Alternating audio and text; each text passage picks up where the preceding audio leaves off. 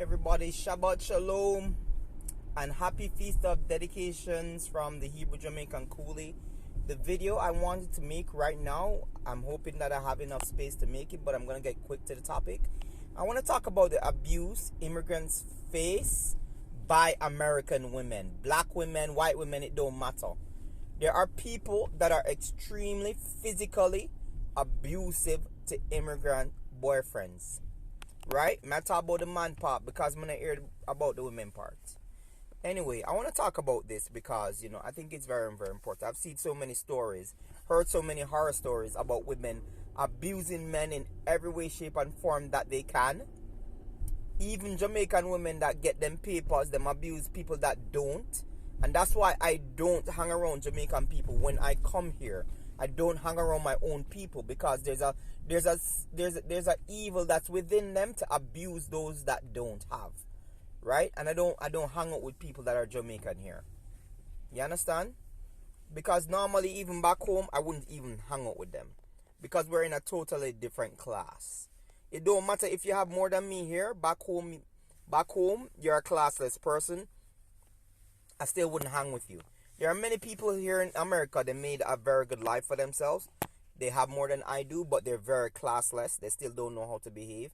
And I tend to avoid them. Like whenever I hear Jamaican people like with their accents in a store, I don't say anything because I know they'll pick up my accent. I don't say anything. I just basically just get what I need to get. Yes, no, out. I don't let them know that I'm a Jamaican too as well. With that being said, moving on. I had a girlfriend, right? An ex-fiance. We were slated to get married.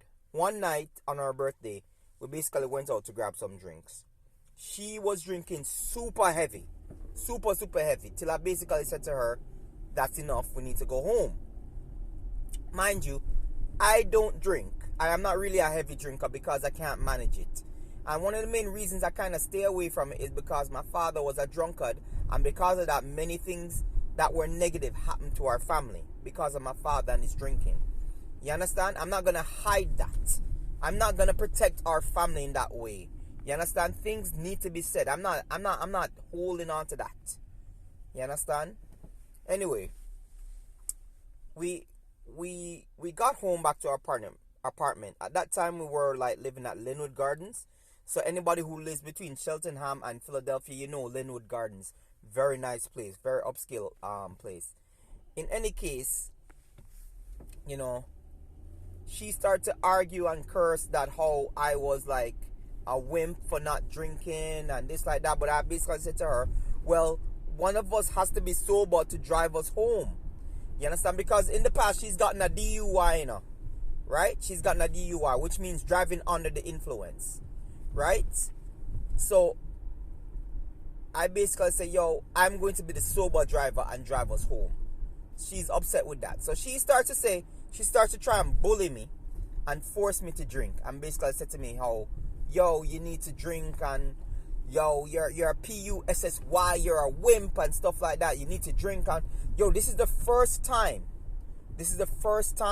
she's ever spoken to me like that, even when she's drunk.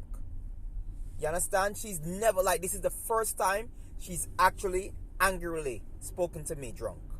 So even though she's been drunk around me many times, she's never spoken to me in this manner. In any case, I basically put my foot down because that's the type of person I am. You can't make me do what I don't want to do. I'm not a person that's influenced by others. I tend to like to just stand on my own 2 feet. So basically now she ends the argument. She's tired. She went to sleep. I'm tired from the late night because we went in by 2 o'clock in the morning. Went to sleep beside her. I don't know at what point in time it was. I woke up to being punched in the face. Several times being punched in the face. Right? Looking at her, right, and being shocked at the fact that I'm being punched in the face by somebody I love. I couldn't process at that time. I couldn't process what was going on because I was in such a great shock at what was happening to me. So I was looking at her, and I looked at her face. I've never seen that look on her face before. But if I were to name it something, it's a look with intent to harm. So anyway, after she punched me in the face now, I basically, like, she should have constantly punched me in the face, calling me names, calling me this, calling me that. I rolled off the bed, fell on my belly, started to cover my head. She's kicking me. She's now kicking me in the ribs, kicking me in the back, kicking me. I got up, I ran into the bathroom, locked the door. She's now slamming on the bathroom door, telling me to get out the bathroom door, calling me names, calling me a whim, calling me PUSSY, calling me all sorts of things. I'm like, nah, I let her know I'm not coming out of the bathroom because it's not safe. So eventually now, she calms down. I thought she went back to bed. I opened the door. That's her again, beating on me. Right? This is not even the worst part, you know. I'm going to get to the worst parts of the abuse. Right? So she basically now beats me until I basically I crack. And when I crack, I mean I crack and start to cry. And the reason why I'm crying is because I felt like I was my mother being abused. And I thought that this was my mother's curse upon me. Right? I felt like this was my mother's curse upon me.